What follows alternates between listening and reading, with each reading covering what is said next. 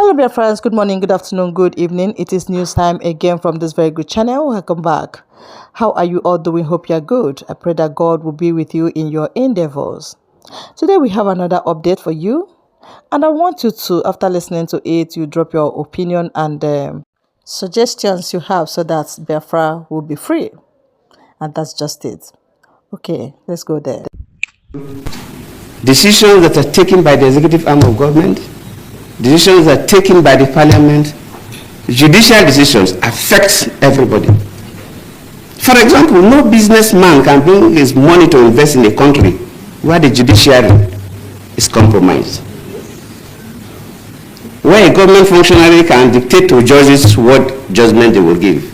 No man brings his money to invest in that economy because we are taking a big risk. So whatever we do affects everybody. And if we must build a nation for our children and our grandchildren, no matter how painful it is, we must strive to do what is right. It may cost us, but we must endeavor and pay the price to insist on doing what is right. Whether you're holding an executive office as a president, a minister, or a governor, or a special advisor, or executive, whether you're holding an office in the parliament, senate, or rep, whether you're a judicial officer at the high courts or appellate courts, we must strive to do what is right. If we want to build a nation that our children will be proud of. As we engage in these discussions, let us remember that promoting social change is not a one-time event, but a continuous process. It requires a sustained commitment, collective action, and unwavering dedication to the values that promote good governance. Let us also recognize that social change is a shared responsibility, one that requires the active participation and engagement of all stakeholders, including civil society, the private sector, and governments. In conclusion, I want to again express my gratitude to the Haskell Satumare Foundation for convening this colloquium and appreciate all of you, especially a sister who came all the way from Kenya, as she has been introduced. If you are ticking the boxes for people that are supposed to be here, she fill all the gaps. Thank you for coming. And thank you from what you told me yesterday, said that Nigeria is the first West African country you have visited. So you are welcome. And I hope you will enjoy Abuja and will listen to you and will listen to all others. So I thank you very much. Very carefully. I beg of you, listen very carefully. Now, listen to this. Nigeria won the task that must be done. What do you say? Today I urge all Nigerians. Now listen again. To keep Nigeria one, the task that must be done. What did Obama say? I want people to listen again to what Obama had to say. To keep Nigeria one, the task that must be done. To keep Nigeria one is a task that must be done. I want those of you with internet-enabled devices to go and click or type in this very phrase. To keep Nigeria one is a task that must be done. It was the same thing that the dead Buhari echoed during his campaign. And I'm asking, you'll be asking yourself, what is the business of the US president with trying to keep Nigeria one? Is that their business? In what way does it concern them? In other words, what this man is trying to say that the president of the United States of America, before Trump came in, their ex-president Obama, knew very well about our agitation for Biafra. He knew what we were doing even in 2015 when he was making this ad or this campaign for Buhari. Ask yourself this question.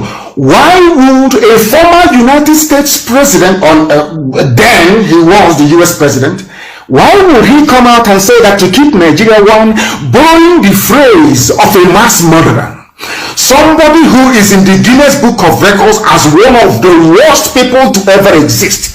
Gowon is there. He's number 3 on the list. Number 1 is Hitler. I think number 2 is Pol Pot or is it Stalin? And number 3 is Gowon. Gowon is in the Guinness Book of Records. Forget that is why I have this special venom for any deceiving Bible carrying idiot that uses the name and the word of God to deceive the gullible. That idiot Gowon is claiming that he is a born-again Christian. He's leading prayer, but in the Guinness Book of Records he is there acknowledged as one of the worst people to ever live on the face of the earth. And Obama being the worst president America ever had, is somebody who claims his ancestry is from Kenya.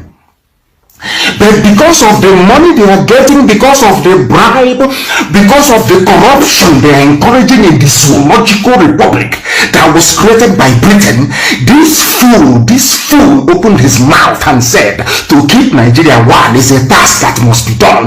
The same words used by Gowon during the war of genocide against Biafra. I want our people to reason, because I know that many black people do not reason. Most of our people do not reason. They don't sit down to analyze and to delve into issues properly. Ask yourself, what is an American president? Why should an American president be concerned about Biafra agitation? That is to tell you that Biafra is a divine project, and Lucifer and all his followers do not want Biafra to come. What I'm trying to say to you is this: anybody, regardless of who they are, any human being, anybody who rises up to castigate the agitation for Biafra, that person is a servant of the devil. Is a servant of the devil, regardless of their carrying the Bible or not. This job of keeping Nigeria one, that is a task that must be done. Go and Google it. Buhari made, when he was alive, made reference to Gowon, that they fought a war to keep Nigeria one. Go and look at it. Ask yourself this question: why would Obama use exactly the same words of Gowon, a mass murderer and a killer? That tells you the extent of opposition that Biafra is getting, even from quarters and from people you least expect. That is why this is God's project. It doesn't belong to man. God's project. Can you imagine that throughout Obama, 8 years of Obama's presidency, he was working for one Nigeria, not to make Nigeria a better place, but that he said the task, which means Obama quite literally placed the United States Army at the disposal of Buhari when he was alive. That the task of keeping Nigeria, that to keep Nigeria one is a task that must be done. The same words that Gowon used, I said the same verbatim. The same words that Gowon used during the genocide, which means that Obama is in support of 5 million Biafrans that was slaughtered during that very genocide. Do you see why I feel sorry for anybody who is against what we are doing? Do you see why I feel sorry for them? They don't understand what we are in. Ask yourself, what wrong did we do to Zuckerberg, the idiot that owns Facebook? Nothing. We've done nothing to him. Nothing whatsoever. I don't know if a Biafran took his wife from him or something. I have no idea. This man have consistently instructed his people to delete, to suppress. People previously, when they write or they comment and they get loads and tons of reactions, these days they write and they don't get up to 4 reactions. Up to the point that this very morning they were saying to me that I cannot broadcast live, that I must tell them where I am. Facebook, what has Facebook got to do with where I'm staying? What business of theirs is it? An American president was in the White House. using the same words of a mass murderer, saying that Nigeria must be kept one. And I'm asking myself, what is the business of Obama's administration? Why would they want Nigeria to remain one? Because even Obama knows that Nigeria is there to serve an Islamic purpose. That Nigeria is there. They want to Islamize each and everybody. They want to make it the home of the most popular, should I say populous, Islamic nation in Africa. Unless you have common sense and a functioning brain, you will not understand what I'm saying. But I'm going to play it, the whole clip that you may know, and I want to publish it on my page for the world to see and to hear. What is the business? Ask that question, please, whoever is posting this clip. What is the business of Obama with Nigeria's unity? Why? What for? Because he's benefiting from it. They benefit from corruption. They benefit from it. That is what they are doing. I'm going to play it. Unfortunately, it is not as loud as I would like it to be. Let me play it once again that the world may hear. To keep Nigeria one, the task that must be done. Unbelievable. To keep Nigeria one, the task that must be done. Yes. Today I urge all Nigerians. I urge all Nigerians. All religions, all ethnic. All religions, everybody. Vote for Buhari. Keep Nigeria one. Help and keep Nigeria one. Advancing the security. Help to keep Nigeria one. Have you asked yourself, why would what has Obama got to do with one Nigeria?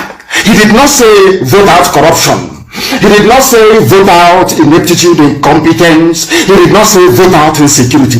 He said you must go to vote. You must go to vote for one Nigeria. You must keep Nigeria one. Obama is asking you to keep Nigeria one. I want people with gumption, with common sense to understand what that means. That tells you, that was why people were asking me, oh, why do you say that Biafra is the last miracle? Because I said to them, the reason why I keep using that very term is because people are into Biafra agitation, but they don't know what they're doing. They don't know the spiritual dimension of this very effort. They have no idea. They have no clue. Satan, it was Lucifer himself. It was Satan himself that inspired the British, that informed the decision of Lugard to create one Nigeria in the first place. It was a satanic act.